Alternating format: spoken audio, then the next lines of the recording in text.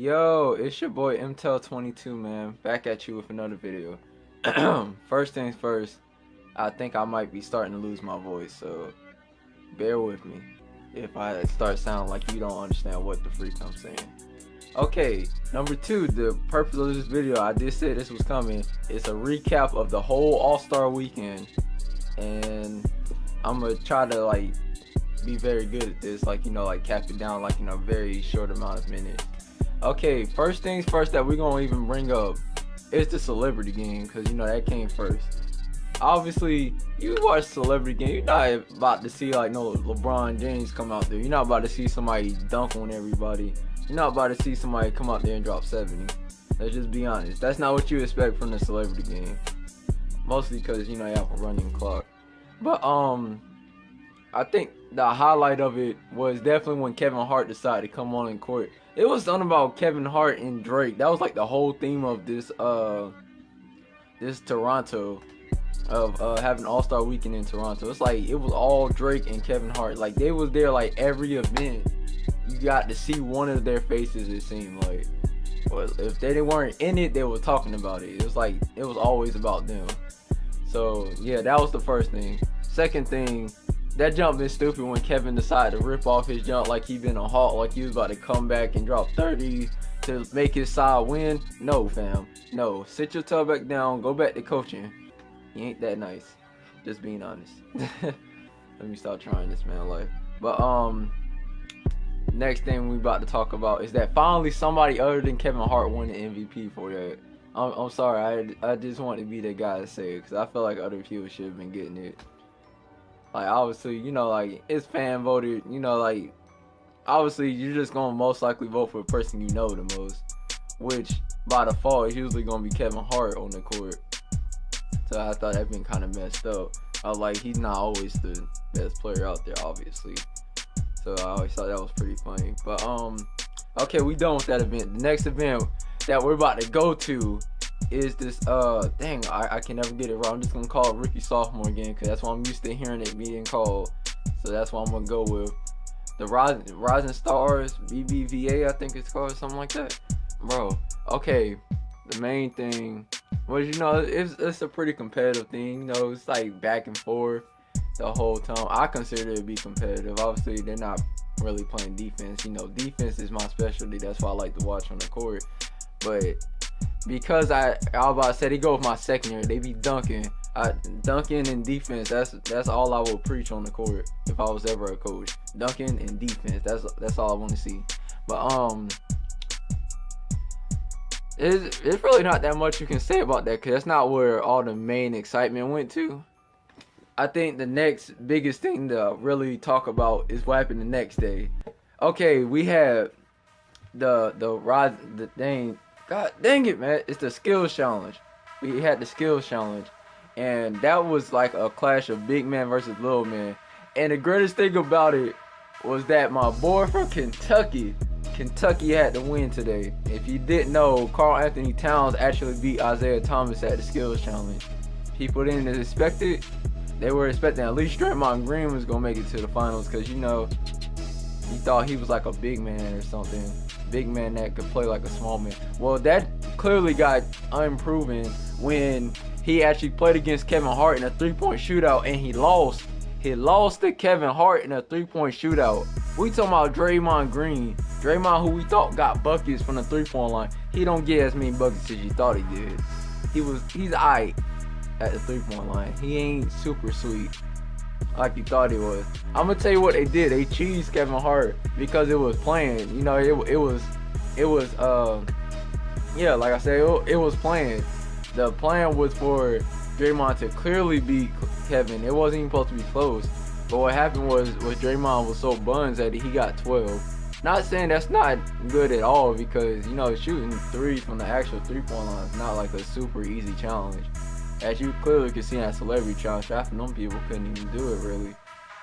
Throwing all their back into it. But the thing is, when Kevin Hart, actually he was 1 point down, he was at 11. But he made his last two shots. That last shot counts as a 2.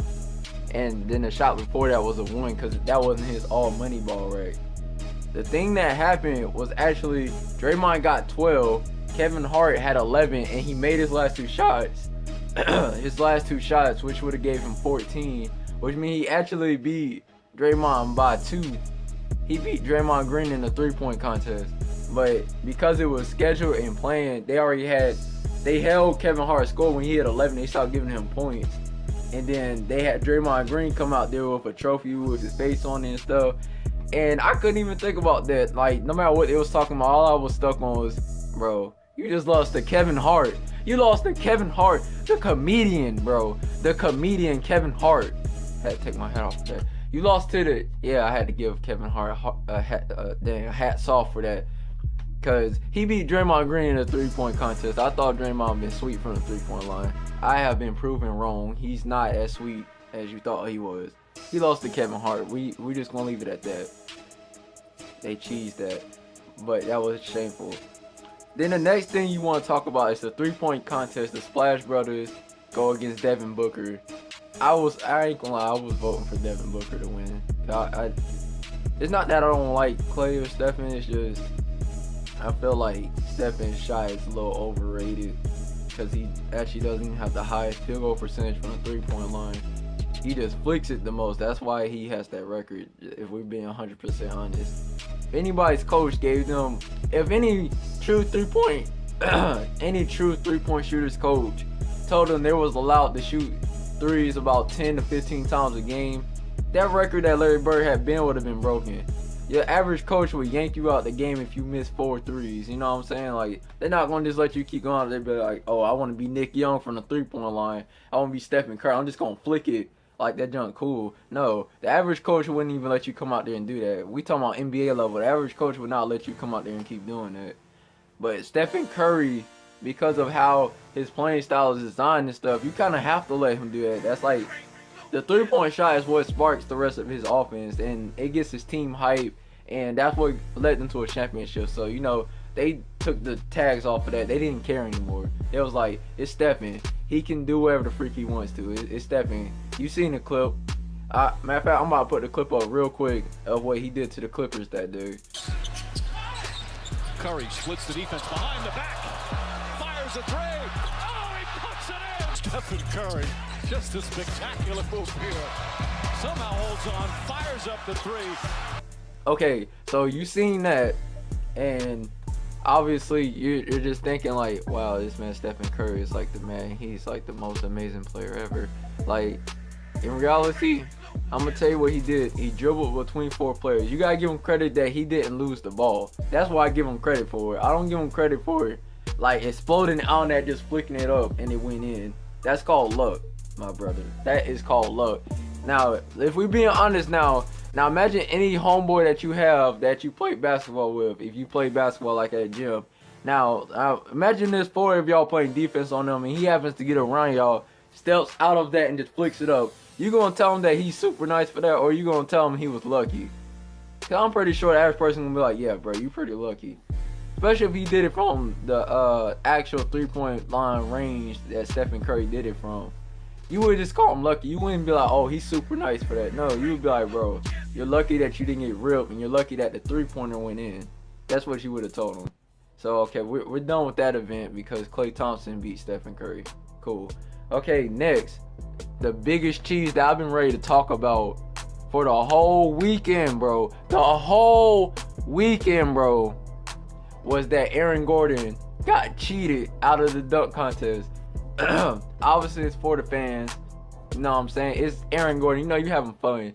It's not like we're gonna take this to heart. Like, when he's 60 years old, we're still gonna be talking about like, bro, you remember how you got cheated out of that dunk contest? Actually, no, we may actually bring that up when he's 60, but it's not like gonna be something that's gonna make everybody mad. You know what I'm saying? It's like when people originally, before people like Blake Griffin and JaVale McGee lost the dunk contest to him, they was like, man, he only won because he was white. Actually turned out he's actually not as white as you thought he was. It was stupid. Anyways, let me explain what happened. First of all, I'm about to show you a clip of that first dunk Aaron Gordon did in the finals. We're not even gonna talk about the first round because Will Barton's dunks were straight. They just weren't like as exquisite. He probably had some super nice stuff planned for the finals. You never be knowing. But and in terms of first round stuff, nah, his jump been alright. Andre Drummond, he just been playing. I mean, he tried to do something nice with Steve Nash, but we're not even gonna get into that much. What we really about to talk about. Oh yeah, okay. So yeah, what we're gonna talk about is this finals. Like I said before, I'm about to show you this clip real quick. Here it go. How do you work on these dunks? Oh, no, this is real. This is real. Okay. This is real. This is real. That's a 50. That's a 50. That is a 50. That's what you do and how you do it. Yeah. All right, so you seen that? That was Aaron Gordon's first dunk in the finals. Now, after seeing that dunk, you have to just automatically be like, okay, everybody, leave the building. This dunk contest is over, right? You're like, yeah, it's over. And then you see my man Zach. Jackson. Okay. You seen Levine, bro. I've been like Levine. I had liked him last year. It's the idea that it was Orlando players. You know, I have to vote for the hometown. I have to vote for Victor, and I had to vote for Aaron. I knew both of them was gonna make it to the finals because I watched both of them play in real life. You know they can. So end the story with that. First of all, Aaron did something that nobody else has ever even thought of. I've been thinking about like some original dunk contest ideas. Obviously, I'm not gonna get up as high as them unless I go like to bounce school or something. Because you have to have Superverse to do some of these dunks they were doing. I never thought about having the idea of your mascot coming out there. Not only was he just spinning around, he was on one of the little hoverboard jumps with the ball out like this. And he was spinning a complete circle. You tell me this man timed it perfectly, bro. Hand behind the head, did the mailman 360. 360 mailman, bro, and dunked it in one try. One try. He scooped it out the mascot's hand. He scooped the ball because he caught it from the top and then rolled it in and then still did the 360 and yammed it with the hand behind the head. Okay, you're thinking, oh no, that's in the dunk contest. It's over. He definitely won. Then Levine comes out here, throws the ball up, and he goes, scoops it too, just like Aaron did the 360, but he didn't mailman. He didn't mailman. That's the only difference. Basically, just did the same dunk, got a 50 for it. Got a 50 just like Gordon. Those jumps was not on the same radius. I'm sorry. I know what they mean. Like, if you would have saw that dunk first, then you probably would have been more excited about his dunk. But I'm sorry. Seeing Gordon's dunk first should have automatically made you be like, okay, this second one's not worth a 50. This is getting a 50 because that dunk was more like 100. That dunk was 100. His dunk, if it's a 50, we talking about 50 as in his is a 50, Gordon's is 100. That's a 50-point difference. That's how good that dunk was. That jump been sweet. I love the creativity he put on it. Okay, so obviously that jump should have won, right? You're thinking, okay, yeah. Well, okay, we see Levine's dunk. That's not a 50. They gave him a 50. They gave him a 50. I think all the 50s they gave him in his dunk contest was just based off of what he did last year. I'm sorry, I honestly believe that. I feel like it's all off his hype from last year. So yeah, that's just the truth.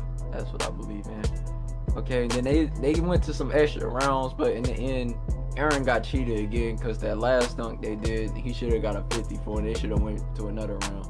I ain't taking enough away from the rest of Levine's dunks because the rest of those was nice because he tried to come from the free throw line. Dang, this video been super long compared to what I was expecting. This not even going to get up at 4, so I'm sorry for that. This probably going to be up there about 4:30, 4:05. I'm actually going to tell you that in the video because I can definitely promise that after I do all this stuff to it, yeah, it's not going to be that soon. So, yeah, anyways, he got cheated out dunk contest like Paul George a few years ago when he went against Jeremy Evans. Obviously, when he turned the lights off and did that reverse 360 with the inside hand, you just knew Paul George was supposed to win the dunk contest. But they've been cheesing my man. They didn't want to hand it to him. So you know what? Hey man, it's the second time I see somebody get cheated out of a dunk contest. That's just my true opinion. So yeah, we're gonna leave it at that. If you enjoyed the video, please make sure to give your boy a thumbs up. Share the video, subscribe to my channel if you haven't already. And as always, it's been real. It's your boy. I'm losing my voice, but I'm still out. What? What? you doing that for?